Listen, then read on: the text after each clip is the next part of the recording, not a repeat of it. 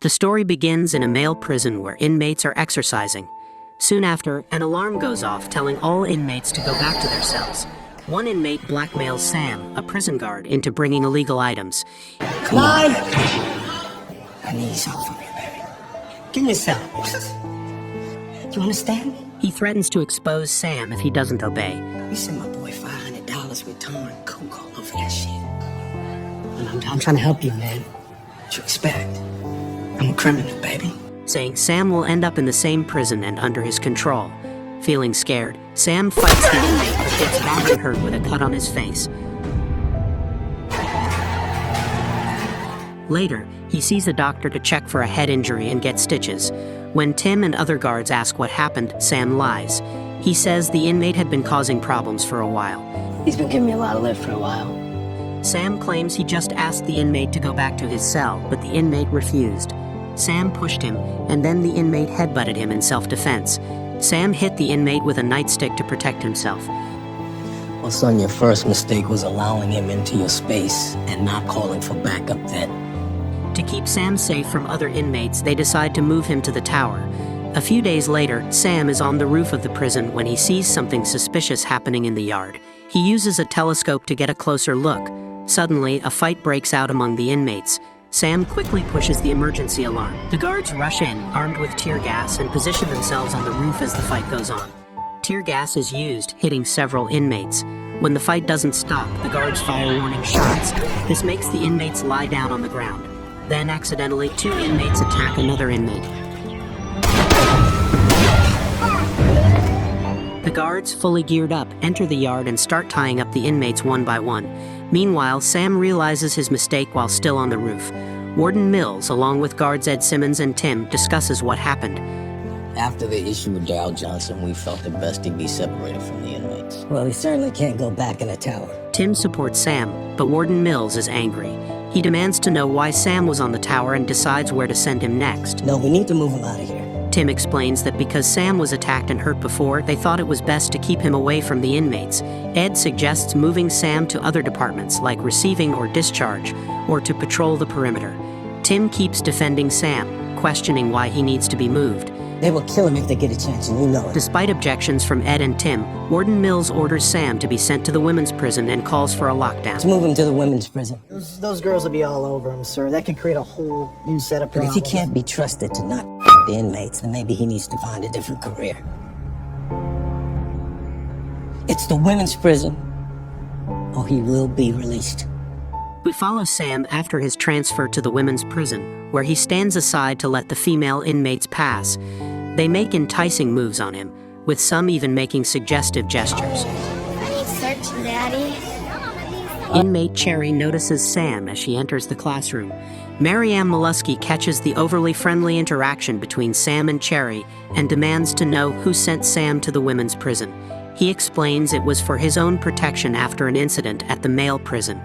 Marianne warns him that the female inmates are no different from the male inmates and will try to use him. During her lesson on human evolution, Cherry uses a mirror to watch Sam, who stands at the back of the classroom. In the break room, the guards discuss the differences between the men's maximum security prison and the women's prison. Sam jokes that today felt like a vacation compared to the men's prison, which he likens to a jungle. Other guards warn him to wait and see what happens after the women are put to bed. They tell him the inmates will cry. They're gonna cry, and they're gonna give you every sob story. Tell fake stories to get his attention, and complain about guards watching them as they change clothes. There's guys in uniform having relationships with inmates. It's not just guys. Assholes come in every gender. They explain the unique dangers of the women's prison and advise Sam to act like a robot, following all the rules precisely. This prison's dangerous in a different way. At bedtime, they proceed to lock each cell one by one until discovering an inmate with a confiscated phone. Let me see it. See what? Stand and face the wall. Jose 20? What a waste of money. Come on, man. I don't need your looking at that. You know the rules. Jose 19. Take 17. Sam is then instructed to lock the next cell, where he encounters Cherry. She pretends to be reading a magazine. Checking in with her, he asks if she's all right. You good? You're married. She responds positively, requests her cell to be closed. Jose 17. and he continues with his duties. The following day, Sam is standing by the classroom door as the inmates pass by. One inmate intentionally pushes Cherry into him. She grabs his jacket and says, "I'll see you tonight." A female guard tells him to get his head straight. It's your daddy. Otherwise, these ladies will take advantage of his desperation. That same night, as Sam instructs inmates to turn off their bunk lights, Lights out. he approaches Cherry's cell and discovers her exposed. Sam is deeply affected by his emotions as he continues to gaze at her.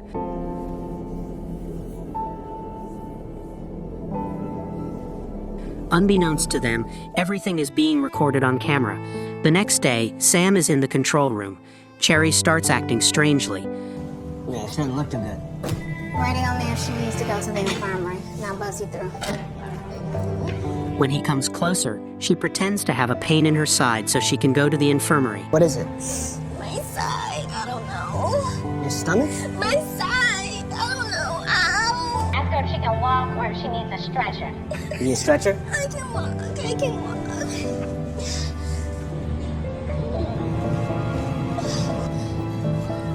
But on the way, she pulls Sam under the stairwell where there are no cameras.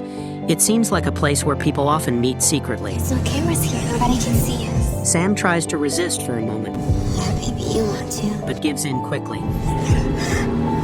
After that, Cherry becomes aggressive. She stabs Sam several times in the neck and then screams for help.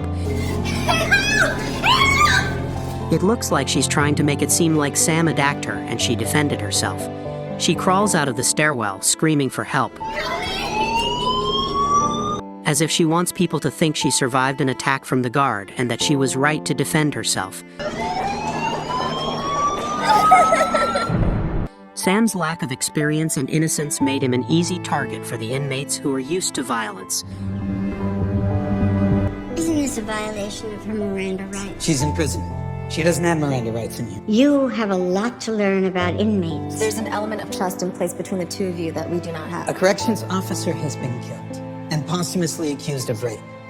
These girls have no options. I have a class to teach. I'm not going to miss it. We'd better get going then. What is it you're hoping I discover? There was no tearing of the vaginal wall. No scratches on his face or arms. No visible signs of a struggle on her body. Pencil stab to the neck 30 times seems evidence of a struggle. Those were offensive wounds. She suffered no defensive wounds. None. That coupled with the fact that his uncle was killed at almost the exact same time, we question it. Question what? The claim was self-defense. Well, that means you question the... Yes. But inmates are immune to our lies and they're immune to our threats. Just ask her what happened. Question the things that don't add up and show her the compassion you're known for. Compassion. It's one tactic we haven't tried. We don't have it. That's why you're here. Did he commit a crime? Miss McCluskey. Look at that. I feel better already. Thank you for watching. Please subscribe and leave a comment below. See you in the next video.